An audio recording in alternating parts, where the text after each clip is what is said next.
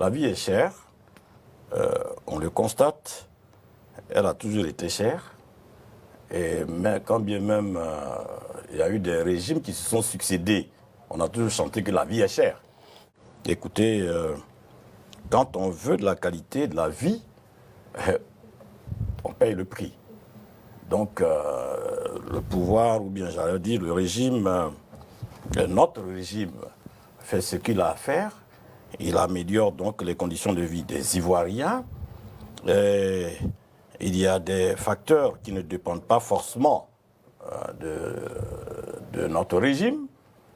Quand on donne le monopole de l'importation du riz à une seule personne, quand on donne le monopole même des pompes funèbres à une société privée de surcroît qu'on installe dans les hôpitaux publics, quand on ne lutte pas contre le racket parce que la corruption est généralisée, quand le Conseil Café Cacao, au lieu d'entretenir les pistes rurales pour que les produits sortent plus facilement, donc qu'ils soient plus accessibles, se met dans des débats politiques qui ne le concernent pas, la vie est forcément chère.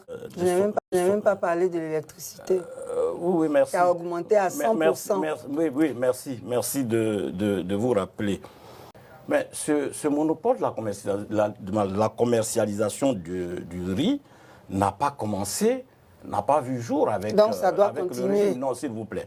N'a pas vu jour avec le régime Ouattara. Le monopole de pompes funèbres.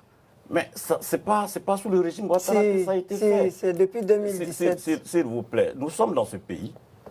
Le bilan du président Ouattara, il est positif, cher ami. Sur le plan infrastructurel. Merci. Infrastructurel. Il s'agit d'infrastructure infrastructurelle. Je suis de Ouagayogo, moi, Bagayo. Je suis de Ouagayogo. Il y a un fils de Ouagayogo qui est passé à la tête de l'État de Côte d'Ivoire. Il n'y avait pas de bitume à Ouagayogo. Je suis de Ouagayogo, cher ami. Il n'y avait pas d'eau courante, à Ouagayogo et dans certains villages de Ouagayogo. Aujourd'hui, c'est chose faite. Le bitume, c'est chose faite. Mais est-ce que c'est la réalité partout en Côte d'Ivoire? S'il vous plaît, je parle de mon exemple et je parle de là où un fils de Côte d'Ivoire est passé à la tête de l'État de Côte d'Ivoire.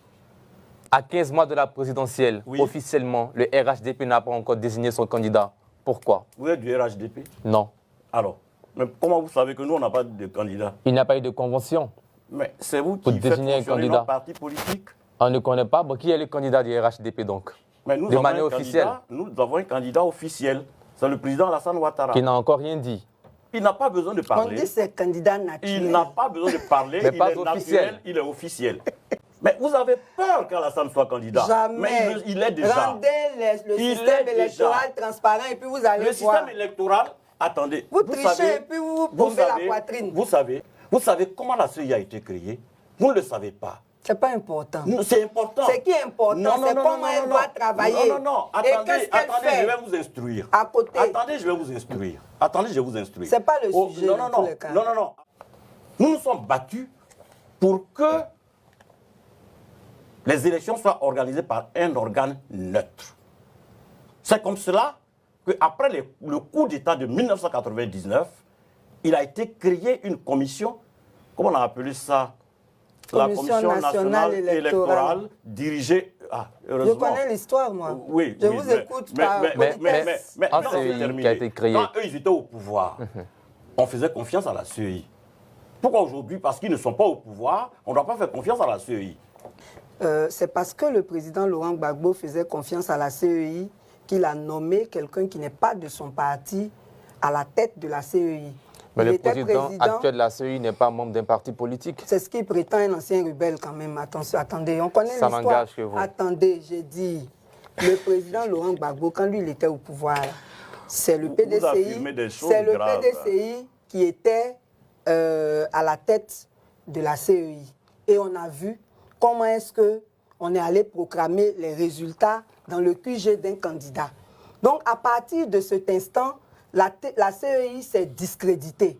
Et aujourd'hui, dans sa composition actuelle, elle est en majorité composée des membres du parti au pouvoir qui désignent plusieurs personnes dans cette CEI. Nous, tout ce qu'on veut, c'est une CEI qui n'appartienne à aucun parti politique, une CEI qui soit crédible, une CEI qui soit réellement impartiale. C'est pour cela que c'est une organisation de la société civile qui a obtenu la réforme de la CEI. Mais comme les gens aiment ruser, ils ont fait une recomposition et on a une CEI actuellement qui, en tout cas, suscite beaucoup de craintes par rapport à la suite. Mais les partis sont représentés dans la CEI actuelle et chacun joue son rôle. Ils sont représentés, mais la CEI ne joue pas son rôle. Chacun joue son rôle.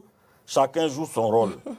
Elle venait d'affirmer tout à l'heure que le président actuel de la CEI est un rebelle. Un ancien. Bon, un ancien rebelle, d'accord. Mais je pense qu'on peut éviter donc ce genre de propos et on peut éviter ce genre paroles. On doit éviter aussi d'accuser la société civile d'être opposante. S'il vous plaît, soyez élégante quand même. Non, mais c'est vous qui ne l'êtes pas. Soyez élégante. Hein? Alors, hier mercredi, le ministre Mamadou Touré, porte-parole adjoint du RHDP, a dit lors de la tribune les rendez-vous du RHDP, je cite également, le PDCI actuel est un parti tribaliste, le président lui-même est tribaliste. Pourquoi le RHDP estime que le PDCI RDA est un parti tribaliste? Non, Mamadou Touré, vous avez dit. C'est le porte-parole adjoint de votre parti. Il parlait au nom du parti? Bien sûr, à la tribune du parti. D'accord. Il a fait ses analyses et il a tiré des conclusions. Est-ce que vous estimez que le PDCI RDA actuel est un parti tribaliste? Je ne me prononce pas. Alors, depuis son retour de la haie, ces grands rassemblements se multiplient. Laurent Gbagbo draine du monde, pareil avec le PDCI RDA. Est-ce qu'aujourd'hui, vous estimez que le RHDP est toujours le parti politique, le plus grand parti politique ivoirien? Bon, peut-être qu'on n'a pas la même notion de monde drainé. Sinon, quand on tient un meeting dans un lieu donné et qu'on se retrouve avec quelques personnes, bon, c'est vous qui observez et c'est vous qui appréciez. Dans tous les cas... Est-ce qu'on est obligé d'être de mauvaise foi? Je n'ai pas compris. Non, allez-y. Non. Je vous ai toujours dit d'assumer. Allez-y, je ne voulais pas vous interrompre. Sinon, je disais qu'on n'est pas obligé d'être de mauvaise foi. C'est pas grave. Hein? Allez-y, répondez à la question. Ah, d'accord, merci. Donc, c'est la chose la mieux partagée, c'est ce que vous dites, non? Non, chez vous, sinon nous, on n'est pas de mauvaise foi. C'est pas ce que je fais actuellement. Aujourd'hui, les Ivoiriens connaissent la qualité de la vie et ils savent avec les déguerpissements. Oui, les déguerpissements, c'est vous là qu'on déguerpit.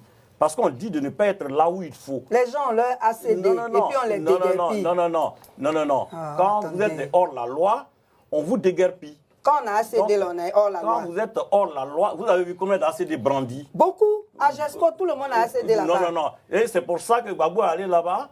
Ça n'a rien à voir. Vous êtes obsédé par le président Gbagbo. On est en train de parler de la qualité de vie des populations. Vous parlez du président Gbagbo. Merci.